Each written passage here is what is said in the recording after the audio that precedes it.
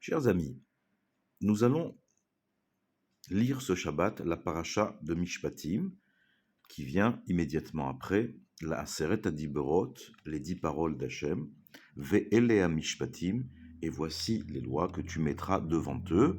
Rashi nous dit, Ve'ele, les lois que tu vas lire dans cette paracha de Mishpatim sont également énoncées sur le mont Sinaï. Ve'ele, ce vav-là, eh bien, relie les deux parachas pour nous faire comprendre, nous dit Rashi, que tout ce que nous avons dit dans les 10 paroles, tout ce que nous allons dire dans la paracha de Mishpatim, qui va s'intéresser aux relations humaines, qui va s'intéresser à la loi Ben Adam Lachavero, d'un homme envers son prochain, en matière de fiscalité, blessures, relations humaines, emprunt, remboursement, beaucoup de mitzvot, et de mitzvot positives et de mitzvot négatives dans cette paracha de Mishpatim. Eh bien, Rashi nous dit, Ve'ele à Mishpatim, en effet, ce que je te dis là, ce que tu vas lire là dans cette paracha de Mishpatim, a été énoncé à Moshe, également au mont Sinaï. Donc elles sont également des lois d'Akadosh Baruch Hu. Nous allons nous intéresser plus précisément au cas d'un emprunteur, ce que l'on appelle un lové, qui a emprunté de l'argent à un mélavé, et cet emprunteur a donné en gage, eh bien, ce que l'on appelle un mashkon, c'est-à-dire un gage, afin que s'il ne le rembourse pas, eh bien, il pourra se payer sur ce gage-là. La Torah nous dit que l'homme doit venir rendre ce mashkon, en prenant l'exemple d'un vêtement, kesuto, et de le rendre à l'homme tous les jours, et de ne pas le garder lorsque le soleil se couche. C'est le vêtement, nous dit Rashi, avec lequel il va dormir, et le pasuk dit également Hi simlato leoro bame ishkav. C'est le vêtement pour sa peau, dans quoi il va dormir, dans quoi il va se coucher. Mais ce qui va nous intéresser, c'est plus précisément la fin du verset. Vehaya ki itzak elai, veshamati ki chanun ani. Et si tu ne fais pas ce que je t'ai demandé, c'est-à-dire de rendre ce gage à cet homme, à cette personne, eh bien, il lèvera les yeux au ciel, il m'implorera, et je l'entendrai, qui chanoun ani, car je suis miséricordieux. Il y a deux choses qui sont intéressantes à comprendre dans ce verset. La première, c'est que pourquoi on demande à l'homme d'aller tous les jours rendre ce gage qu'il a en face du prêt qu'il a accordé? Eh bien, nous disent les commentateurs, il s'agit aussi pour l'emprunteur de ne pas oublier de rembourser le prêt, et voir venir cet homme tous les jours lui rendre ce prêt, lui rendre ce gage, va un petit peu lui mettre la pression, et il n'oubliera pas en temps et en heure de rendre l'argent qui a été prêté. Mais ce qui est en tout cas plus étonnant, et dans lequel nous allons apprendre quelque chose de formidable, c'est sur la fin du pasuk, qui Chanoun Ani, car je suis miséricordieux. Le pasuk a dit, il criera vers moi.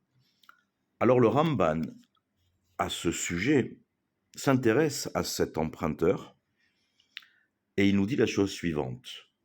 Veshamati ki Chanoun Ani, j'ai entendu, car je suis miséricordieux. Chonen ou mekabel tehinat kol adam. Akadosh Baruch Hu est miséricordieux et reçoit les suppliques de tous les hommes. Afalpi she'eno agun, même si cet homme-là n'est pas convenable, n'est pas un homme droit. Migzerat chinam ve'ainyan shelo tachshov lo ehbol silmat atzadik. Ne crois pas que je ne m'intéresserai pas au tzadik parce qu'il est tzadik. Aval shlomat adam she'eneno tzadik ekach velo eshivenu ki tza'akato lo ishma. Quel lefichar amar ki chanunani veshomea tza'akat kol mithanen li. Le Rambam nous explique en substance que ne crois pas que parce que tu es un tzaddik, alors je ne viendrai pas te demander des comptes, et ne crois pas parce que tu es un moins tzaddik, pour pas dire autre chose, je vais effectivement là oui te demander des comptes. J'entends le cri de tous. Le Rav Wolbe Alav Shalom, dans son Shiurei Chumash à propos de la paracha de Mishpatim, nous dit un fondement essentiel. La tefila est reçue de qui elle vient. Akadosh Baruch Hu reçoit la tefila, même de quelqu'un qui ne serait pas agoun, qui ne serait pas convenable, même d'un rachat, même d'un mécréant, il reçoit la tefila. Il n'est pas vain de prier. Ah, je suis allé récupérer et je ne lui ai pas rendu ses vêtements parce qu'il ne m'a pas rendu mon argent. Très bien, mais qui te donne le droit de faire ça? Et deuxièmement, cet homme-là va crier, et c'est vers toi, le prêteur, le mélavé, qu'Akadosh Baruch Hu va se retourner. Pourquoi? Parce qu'il dit Ki chanun ani veshomea tseakat kol mitranen li. Je suis un Dieu miséricordieux, et tout celui qui me supplie, je l'écoute. Le Rav Wolbe nous dit ici qu'il y a, peu importe la personne qui prie, peu importe qu'elle ait des fautes ou qu'elle n'ait pas des fautes, au moment où elle prie, nous avons des psukim qui nous certifient qu'Akadosh Baruch Hu va nous entendre. Karov Hashem lechol koreav, Dieu est près de tout celui qui l'appelle, sans avoir spécifié si celui qui l'appelle est un tzaddik ou est un rachat. Et c'est écrit dans Vaikra Rabba, dans le Midrash là-bas, Yachol l'école, est-ce que c'est possible pour tout le monde? Talmud Lomar, nous apprenons de là, l'école Asher Ikraou Vehemet, tout celui qui l'appelle avec sincérité, avec vérité. C'est extraordinaire ce que nous dit le Rav Wolbe ici, en ramenant ce midrash et les paroles de nos maîtres. Un homme qui prie, un homme ou une femme qui prie avec vérité, avec sincérité, est entendu. Cependant, nous dit le Rav, Im ani mitpalel shemachar ani eda et kol hashas. Si maintenant je dis à Dieu, s'il te plaît, fais en sorte que je connaisse tout le Talmud par cœur dès demain, il est évident que c'est une demande qui n'est pas possible.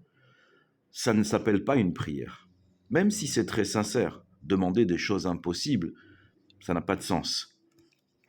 Demander à y arriver, oui, ça a un sens. Mais demander une chose impossible n'a pas de sens. Si je sais que je suis capable de recevoir quelque chose, c'est-à-dire que si je demande à Dieu de me faire connaître tout le Talmud, il faut que je sois prêt à recevoir cette demande. Et ça prendra le temps que ça prendra. Mais demander des choses qui ne peuvent pas être dans mes capacités, ça ne s'appelle pas une tfila. Et il ne faut pas prier, nous dire Rav Wolbe, sur ce genre de choses. Pourquoi? Parce que ça n'est pas dans le champ du possible. Ah, Dieu peut tout.